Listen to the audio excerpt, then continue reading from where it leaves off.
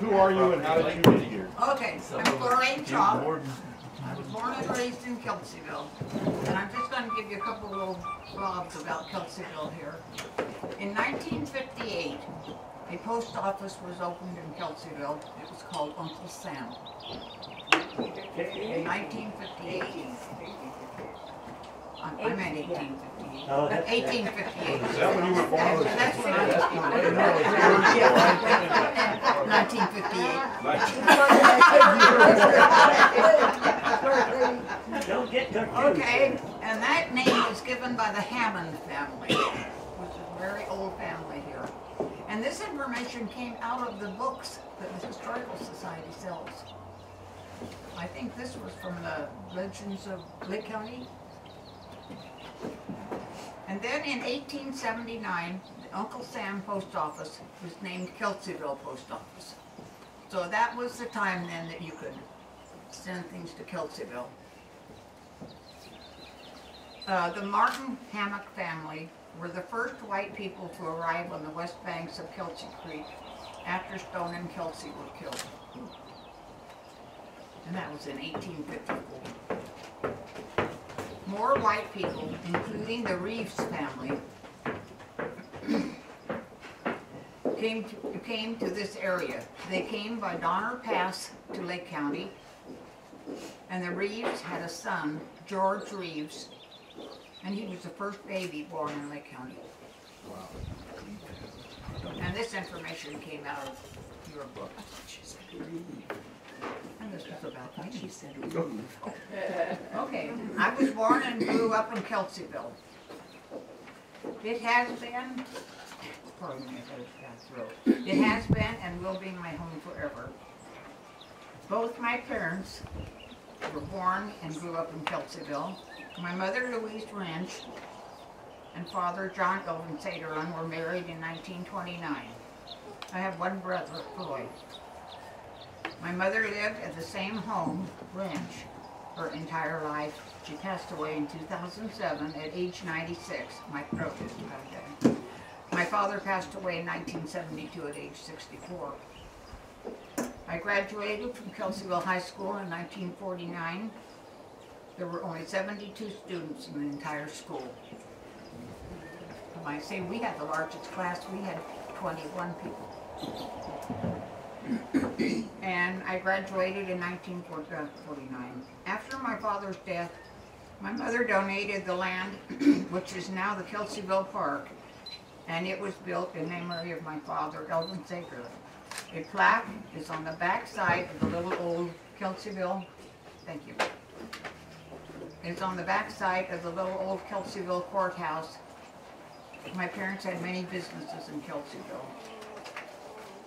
And the little old jailhouse has been moved to that area. And I can remember playing in that when I was growing up. Probably should have was spent a left, little time in it. Huh? You probably should have spent a little time in it. That's my son.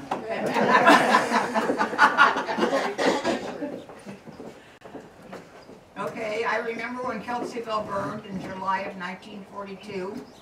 The farmers fought the fire with spray rigs filled with water. 6 businesses burned. Kelseyville had no fire department. And I have pictures of Kelseyville burning. But somebody might want to look at later. That was your first time? I have these blown up, but it's going to be for the Historical Society. But here it is. There were 6 businesses that burned. There was Barrett's grocery store. And my father at that time was going to buy out a business that belonged to Burt Cole. And that was a pump business and the John Deere dealership. And that store burned. And then there was Doherty's Hazel Reel. Does anyone remember Hazel Reel clothing store? Yeah. Okay, her store burned. And next to that was Doherty's grocery store. It was a 2-story building, and they lived in the upstairs. And next to that was Cleve Campbell. Had it was a pool room and a bar, and they sold food there. And next to that was the barber shop. And the barber shop pole remained intact. And next to that was a two-story building in Kelseyville, which is was the post office years ago. And that's that whole side of Kelseyville. There wasn't much left. Later, my father bought the area where all of those businesses were, and he built that store that is there now. I don't know if you've noticed a painted sign that's on the top of one store. That's the store that was built by my father. And he had a John Deere dealership and a pump place and a car dealership. Yeah, quite a bit. And where the Kelseyville Park is now, my father had a car repair place, a shop. And after he passed away, my mother tore that down, and that's when she donated that land back for the park. They had either a 50 or 100-year lease on that property. My mother gave that up to the park. And that was the end of that building.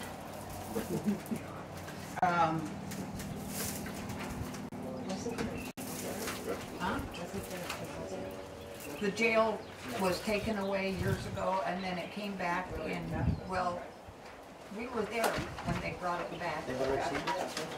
I didn't bring that, but I had something on that. I thought the Lake County Fruit Exchange was a pear packing plant, and it burned in 1947, and that location is now the Canocti Growers, where they have wine. And I went to that fire. So nice. And in 1950, on the other side of Kelseyville, a fire on the south side of the street burned a grocery store, and it was a grocery store owned by Doherty's and a jewelry store owned by Lloyd Funk. After Doherty's burned on that other side of the street, they bought this little grocery store on the corner of the other side of the street, and that eventually burned also. So the Doherty's moved over.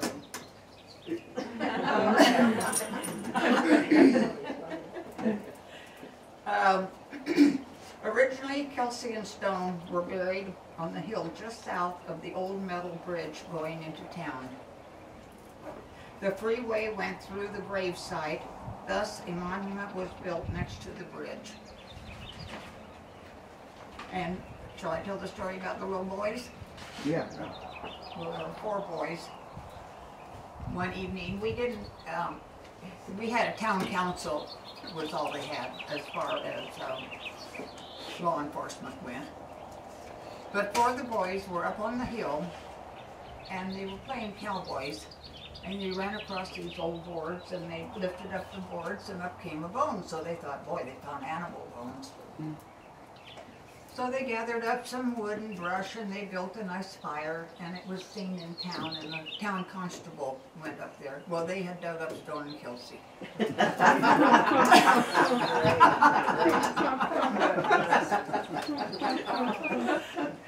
So their punishment was they had to march through town with flowers. They had to rebury the bones and build a little wire fence around the grave.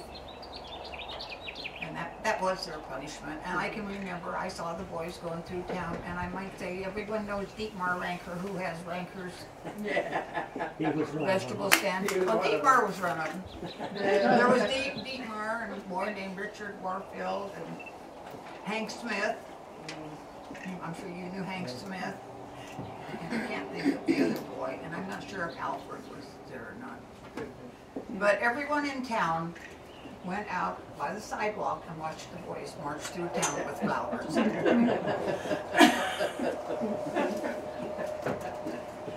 And they didn't have a lot of punishment, but that's what it was. Then we're on this, the land, which is now the Big Valley Rancheria, the Canocti Casino. That was owned by a man named Henry Wrench. That was my mother's grandfather. He had 200 acres. And in the early 1900s, the state wanted that land for a reservation. Henry Wrench said that land was his home and he did not want to sell. The state, or Sacramento, took Henry's property by eminent domain. Henry was so mad he moved to Shed, Oregon, a small town near Corvallis. His family is still there. And Canocta Casino is on that land. But that was 200 acres. And let's see. I was buried 58 years when Bill passed away in 2009. We had 2 boys. My throat is That's the one. 2 boys, William Chalk III and Bob Chalk. There's Bob right there. And Bob still lives in Kelseyville, and they are 4th generation.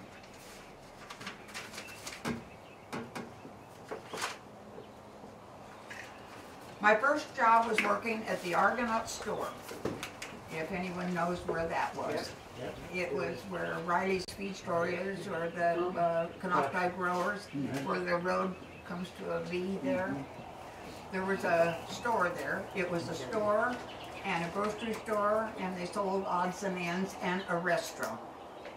Everyone that worked, not everyone, but most everybody that worked at the fruit exchange, the pear packing place, went over there and had lunch. They always fixed a hot meal for the packers, or the fruit workers. And I had my first job there. I got 25 cents a day, and I rode my bicycle to work. And I washed dishes. We washed dishes in a great big metal tub. I don't know how they dried them, I just washed them. But I know we washed dishes in that tub, and then there was another tub of water that had Clorox in it, and they had to be dipped in the Clorox water, and I don't know what happened to them after that. But I can't remember ever drying a dish, so I guess they just drained dry, I don't know. But at one time, the Argonaut was, they wanted to, was that going to be the county seat or something like that? I don't know, but or it was going to be a town. It was actually listed like a town.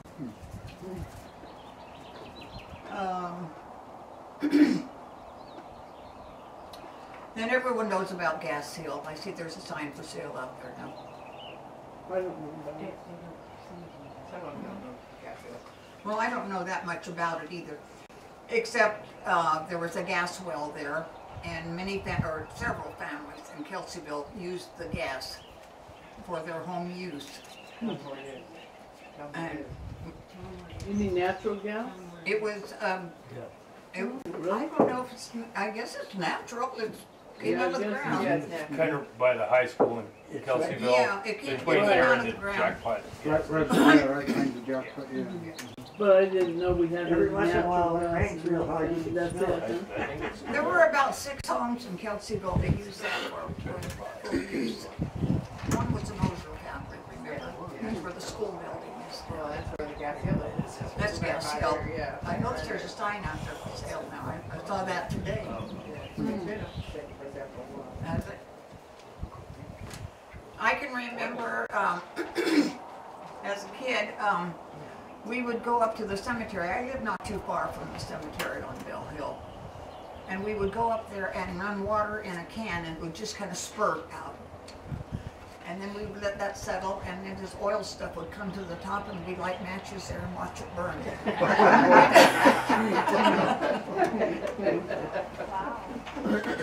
Oh, I spent too much time up there. I remember I took a bouquet of flowers once to my mother, and I got a good licking because I picked them at the cemetery.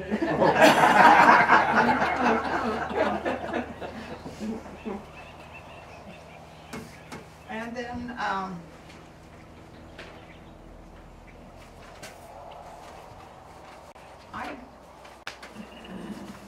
I went by the old cemetery this morning, so I just jotted down a few things. At the old Pioneer Cemetery, It's on Renfro. Oh, on Renfro. And that was from 1861 to 1884. And there are approximately 100 graves there. And then in 1884, the Oddfellows built a cemetery on Bell Hill, which is the one they use now. And then in the early or late 20s and early 30s, several of the graves were moved to the Bell Hill Cemetery. And I just looked at the monument for Stone and Kelsey this morning, and I didn't realize that site is the site of the first adobe home in Kelseyville, and it is registered by the state. So That's the monument right there by the bridge. right there by the bridge, A man by the name of Sabin built that monument out of that obsidian. That's about everything I know about Bill. You probably know about one. What fountain? Oh, that we had? Oh, yeah, when I got out of high school, well, my folks had several businesses in Kelseyville. And they bought soda fountain and pool room, and my brother and I had a soda fountain and pool room for a couple of years, and he went in the service. And he had a pump business, irrigation business. He was a John Deere dealer, probably the largest John Deere dealer in Northern California. What years were those, Floraine? What years that might have been, like fountain and, Yeah. Went in there in 1949 and we went out in 51. Where was the pool room located? It was, In today's, what is in there now? It's Right. that two-story building. On which side? Main Street in It's on the Kelseyville, south side between of the street. Second and Third Street, where most of the buildings It's are. where it's a building On the food that center Garcia side. built. On the food center side, okay. It was down there by where There was a barber shop right in that area. Yeah. Area had a Well, it's the barber only, it's the shop first Yeah, two-story building on Okay. that side of the the street. street. And we have the whole lower part. Yeah, there was a variety store. Yeah. Yeah. Yeah, uh-huh. Where the 8 Ball was? We had people, Yeah. There was a And, restaurant in the pool room there. yeah. 2 women owned it when I came. We had 4 pool tables and a ping pong table. Remember the fish bowl? Yeah. Yeah, Oh, yeah. We had a very good business there. We went through 20 pounds of hamburger a day at least. And you could get, I think it was 6 hamburgers to a pound. And there were times when we were open 24 hours a day because people were in there playing pool. Oh, And we had a lot of young people played in there. And we had magazines. We had a very good business in there. And it What was time a lot of period work. was that? Floraine? What time period was that? And from 49 to 51. Oh. was there any information on how those fires started when it burned the buildings in Kelseyville? No, I don't know how it started, but I know I was in there that night when the farmers were bringing their spray rigs in. And at Doherty's grocery store, which they lived above that, my gosh, the cans were just popping and blowing up all over the place. And then there was Barrett's grocery store also. There were 2 grocery stores burned in that. At one time in Kelseyville, there was about, what, 3 or 4 grocery stores? There was at least 4. There was a red and white, but that was built later.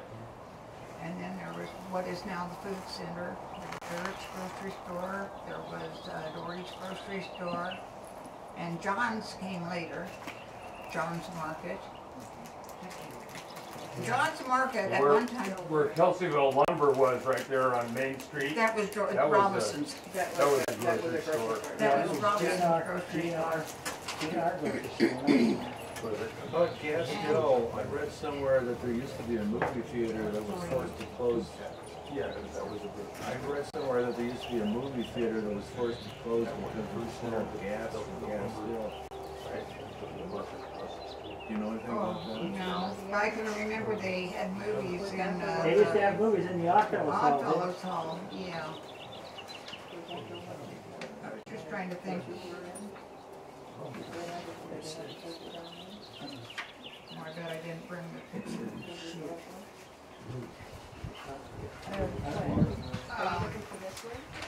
But there was also, No, it's another grocery there store. was also half a dozen gas stations in Kelseyville Yeah, back in those days. but the two Jacks was one. the 3 last that I one can built. remember. Well, there was Was a it Standard Oil, Harmon's Standard Station when I came here, and there was John's Richfield, Smith's, Yeah. Union 76, Pantries had a Shell station. Kenny- 4 that I remember Kenny now. Shell Station, Yeah. and then they built the one across the street from the high school. I can remember the 4 of them, Harmon's, Smith's, and the one across from the fire department. Kenny Shell Station. It was Holden Reed Shell Station. Didn't he have a handicap like one That arm or Shell something or station, something? that Shell station belonged to Pantries Yeah, originally. yeah, Bantry. And Boy, Pantries sold it. Yeah. Well, they didn't sell it, they kind of sold it. But They closed. there was quite a few gas stations. Kelseyville had a lot of businesses at one time that are no longer there. I can remember a wooden sidewalk in Kelseyville,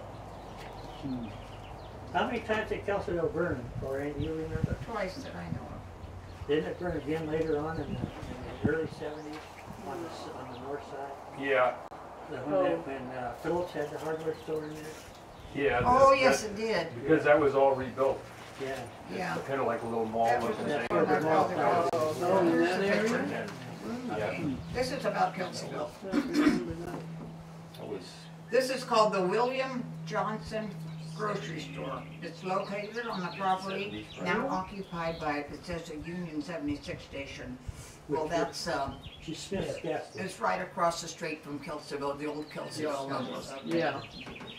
And it was, this Johnson sold, buggies. It was a grocery store first, and then he sold buggies. And the family, anyone can read this if they want. The family lived in what they call the Shellhorn House in Kelseyville. Oh, yeah, I remember And that is the one that Holden Reeds made into a bed and breakfast for a while, that 2-story house, and that's where the Johnsons lived in that house. And there's a picture here of a Ken Wills, and it says,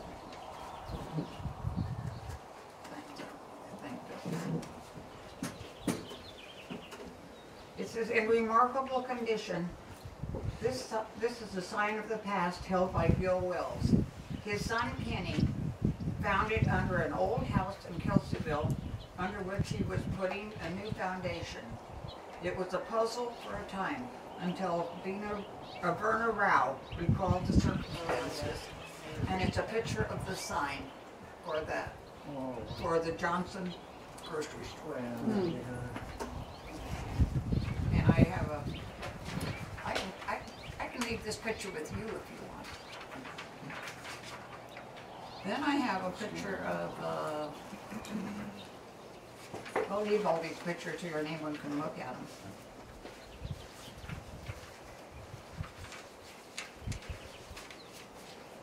It's just a picture that was taken on, of Elmer Dorothy Watkins and Evelyn Watkins.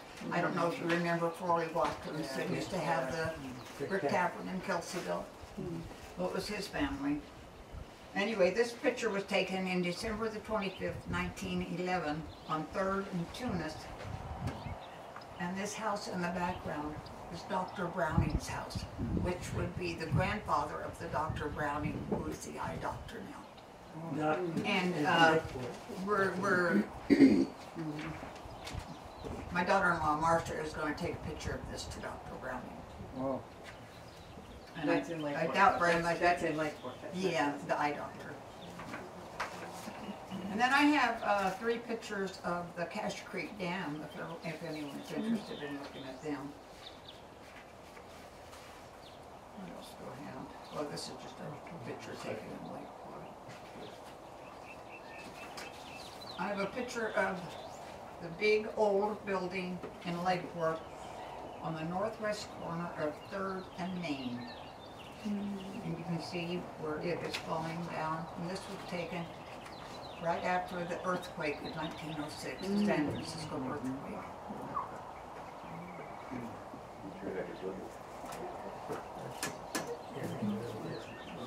You can see the top of it, you can see that it's fallen apart. Oh, yeah.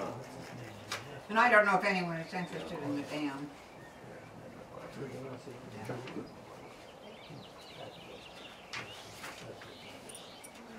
And I don't know if the Historical Society has this. This is the Highland Springs Hotel. I remember that. And The you way could, station. it tells all about what you can do here. And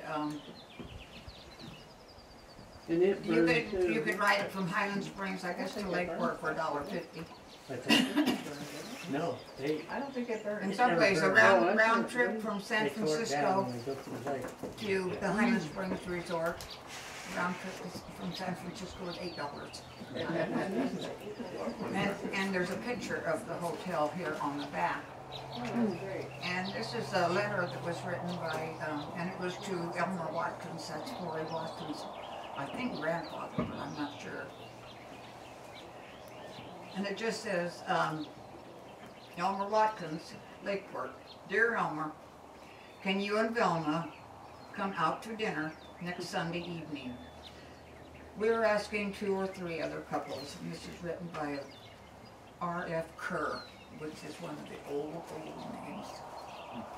And it's on Highland Springs Hotel stationery. When I Their first picture came on the to, top. when I first came to Kelseyville, Woods, Dr. Woods owned that hotel and stuff like that. Dr. Woods bought that piece of property, and where the hotel was, he used the hotel itself he remodeled it, and that was his home. He had a very nice home out there, and he was very happy with his home. Till the county decided to put in Highland Springs Dam, and that's when he lost his home. Was that eminent domain? And the Highlands, out of Highland Springs, they have mineral springs. Yes, they did. Oh. I don't know, should I talk about it or just let them read it? Yeah, talk about it. Okay, this is a 1961, an essay contest. It was in my mother's stack of papers. She saved quite a few things. And it's written by Larry Larson in Kelseyville. Yeah. Larry Larson is married to Dietmar and Lois Ranker's daughter. And Larry's father was a school teacher in Lakeport. And Larry Larson is still alive, he lives in Kelseyville. Larry Larson, Oh, yeah, so was his father. was a principal at Kelseyville. Yeah, wasn't he the principal? Well, this, When I went to school, I I can, was if, the I'll read his little essay. He got a 3rd prize on it. Oh, And this was in 1961. oh. It says in the early 1900s, the main way in and out of Lake County was the Highland Springs Toll Road. This road went over the hills to Hopland, a distance of about 18 miles. The dirt road was kept up from the fees paid by the people who traveled on it. The toll gate was located 6 miles from the Lake County boundary. The charge was 25 cents to $1, 25 cents to $1.50, depending on your means of transportation. Each spring, the road would be smoothed out by horse-drawn graders, pulled by 4 to 6 horses. About 30 wagons traveled on the toll road every day. These wagons were pulled by horses weighing about 1,500 pounds apiece. The wagons pulled pears, prunes, and grapes. When the wagons reached Hopland, their loads were put on the Northwestern Traffic Railroad train. The wagon drivers stayed overnight at Thatcher's Pomo Inn. The inn had 2 livery stables. The trip to Hopland took about 10 hours. The wagon drivers received $1.25 a day, plus their room and board. Twice a day, the stagecoach would go over the toll road. The stage carried mail and passengers. They changed horses at the Highland Springs Resort. the largest resort in Lake County at that time. They then proceeded to Lakeport. One time the stage was held up. A man on horseback ambushed the stage and got away with the Wells Fargo box. He was soon captured. Well, I don't know what happened here. It said he was soon captured. Highland Springs Toll Road continued. However, another time the stage tipped over when Dick Johnson was driving. When Harry Tallman, a longtime Kelseyville businessman who recently passed away, was driving the stage in 1914, he had an exciting adventure. On one of his trips, he had a woman passenger who was to be a school teacher in Upper Lake. A log fell across the road and the stage couldn't get through. Mr. Tallman was forced to carry the exhausted lady many miles before they finally reached the Highland Springs Resort. In 1921, another road, Highway 16, was built to take the place of the toll road. This road, known as the Upland Grade, provides safer travel into Lake County. Well, everyone knows that as a Hopper Mountain.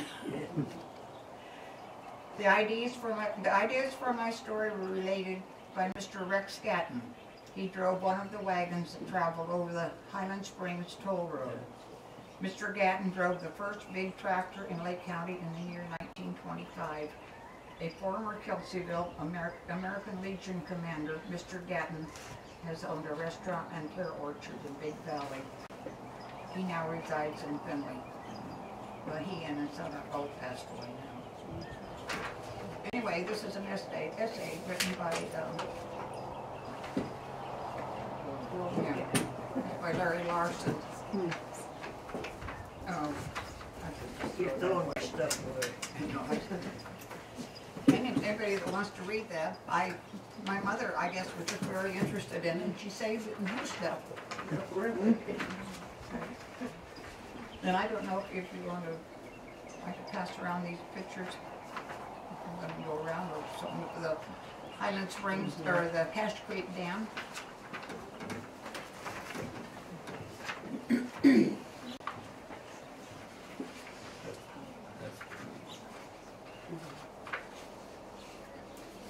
And this is the old Orpheum Theater from Lakeport. Just a picture of it. Yeah, Lakeport. If you went, you had to cover your mouth because of the gnats were so bad. I guess it was gone before I came. Where was it? I can remember the next day. I can pick it up later. Yeah. Where was that located? Yeah, where was Highland Springs, the Cache Creek Dam? No, The the theater. theater. the Orpheum? It was right past where Jackie's Flowers are. Oh, Right. there was a. It was in Lakeport. It was in Lakeport. Oh, I'm sorry, it was in Lakeport. You guys ready to see that one? I was thinking nobody knew where it was. Wasn't it out on the water, Floraine, the Orpheum Theater? I thought it was there where Jackie's Flowers It was are. right there. There was a theater there where Jackie's Flowers are. Or right in that area, right on the corner. There used to be a roller skating rink right there too. Yeah. The Western Auto. Yeah, Western Auto. I wanted to see them. You remember that one, don't you, Bob? I know, I Mike. passed them on without looking. And I don't know why this I don't picture, remember this was Western Auto. open to us in like. Yeah, it was right there where Jackie's Flowers is now. It's on the corner, we call the bank. Yeah, that's right. Actually, if you're going back now, if you're thinking of it, actually, it's my lawnmower. Where was that? Western Auto. Oh, yeah. Oh, yeah. Your store. Yeah, Western It was Auto. right on the corner there. Yeah. Floraine, when you were in school in Kelseyville, was there a lot of competition between Lakeport and Kelseyville? Yes, that's where the main competition. Kelseyville and Lakeport were always battling against each other. Yeah. Did some of the Kelseyville kids that go to Lakeport to do things, because Lakeport was a bigger community, Well, right? no, it was just mainly on The sports. sports, Sports like football, basketball, things like I that. like to think that there wasn't a lot of competition. Lakeport was just trying to catch up to Kelseyville. I remember one time when the Kelseyville Lakeport football game was on, when the kids went up on the hill up by Upland and lit a fire, a big K up there. And it lived on fire. They used to play all their games at the fairgrounds on Saturday night. Yep. Yeah, because they didn't have any lights at any place else. Right, there were no night lights. And my hobby is painting. That's the best I can, it's everything I know. Those are the things you painted. That's your work there, do you? And if anybody wants to look at some pictures, I've got a book that has some pictures. and you were telling me an interesting story about where you find the pots to paint. Oh, most of them are found in yard sales because I like to paint on metal that has dents in it. And so most of the things are found in yard sales in the box that says free. Because nobody wants them because they're bent up. That's the ones I want. That's beautiful work. Very nice. I originally painted with oils.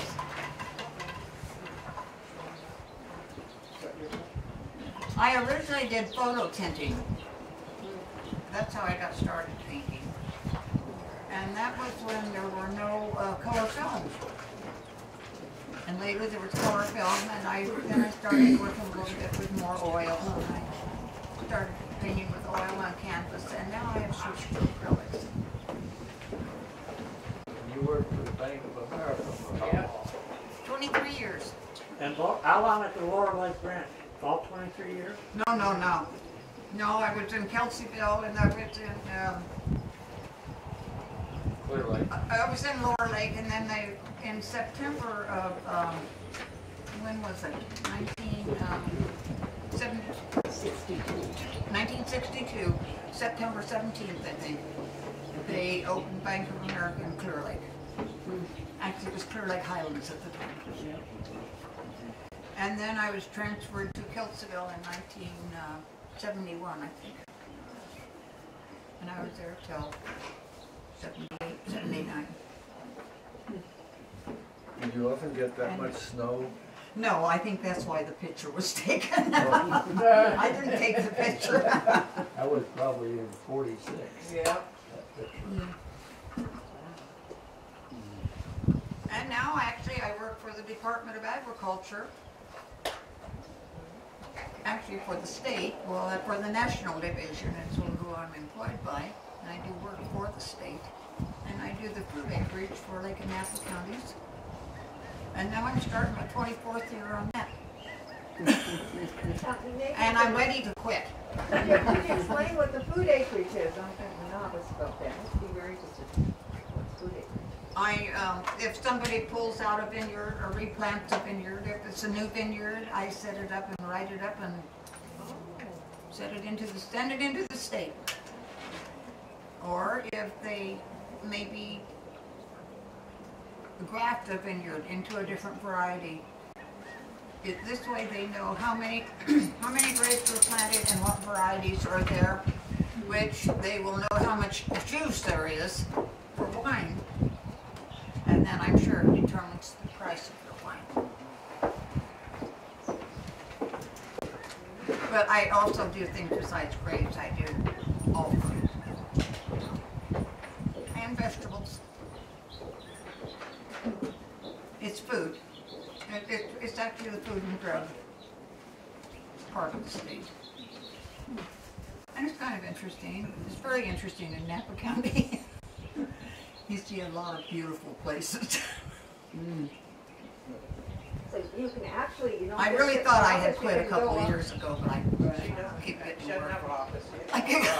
Wow, that's wonderful. The legend of all these different changes, because you've worked with these vineyards for so long. It must be pretty interesting how they change and everything. New owners and It's all more that. interesting how many have gone in. Yeah. Interesting the fact We that never it used be to a lot- have too many, but there are a couple places in Lake County that there were very old vineyards, Yeah. like the Dieners, the Diener place and that. So there, but not too many, but, There was grapes years ago here, and then they took them out. right. And Brad Pitt. Yeah. Then pears. And Wallace. And, Yeah. Yeah, Yeah, Now the that pears that are was pretty grown prohibition out. when they took the grapes out. Yeah. there's not all that many pears left. There still are quite a few pears left, but nothing like it used to be. So, And many of the walnuts are on the way out. The drought has really affected the walnuts, and just where I live, why, we're losing about 14 acres of walnuts. Oh, are you? We've had, this is the 3 years of drought. Walnuts can handle 2 years, but 3 years will take them. The Frankets, but some of the Chandlers and the other varieties, which are hybrids, I think they probably will last longer. The Frankets are, you might as well kiss them goodbye. They're just,